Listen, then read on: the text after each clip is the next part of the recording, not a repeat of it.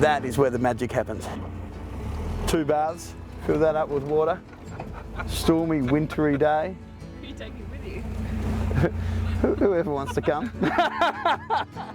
Should we have a bottle of champagne here? Yeah. Should we crack the bottle? That's mine. So I came across these guys from, there's a producer called Pierre Peters, and he's got this sort of cult status. And he's got this champagne called Le Chetillon, and it's the Montrachet, like the creme de la creme of Chardonnay vineyards in Champagne. His wines are often described as a sword wrapped in silk, but these wines are like a sword in an electric socket. Like there's no wrapping to it, they're just electric. So these guys were actually the first producer that we imported, and I was actually a Burgundian fan first and foremost, and wasn't looking for a champagne producer to kick off the portfolio.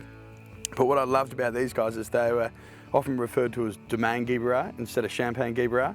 The reason being is that their mantra is a lot like the Burgundians rather than the Champenois, and that is they've got a parcel, they've got 7 hectares, 5 or 7. They sell more than half of it to Laurent Perrier, and then they keep their best parcels for themselves. And they really do divide it up into terroir-specific cuvées. The most premium, Le Montaigu, is their only full single vineyard. But this particular wine is from 4 different plots. One in Cremont, where they're based, which is just south of Epinay in the Côte de Blanc.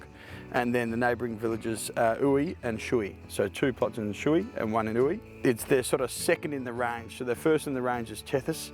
Their second is Prisme. So those that are a fan of Pink Floyd, they'll know that like going into a triangle and coming out the other side colourful, it's pretty much exactly how this wine tastes. It's incredibly energetic, and when you sort of smell it, it's very delicate, but when you put it on the palate, there's so much more to it than just lemon and lime. There's a minerality that's just unparalleled. It's akin to maybe, if you did want to compare it to something, a Grand Cru Chablis. Incredibly light on its feet, but very, very mineral and structured and utterly delicious. You can treat it like a wine, swirl it, and lose the bubbles over time, and it'll still be enjoyable.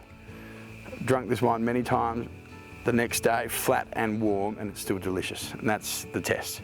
There's a lot of other big houses that have got a lot of sugar and they mask up a lot of lack of fruit quality, and if you did that, it just wouldn't be that good.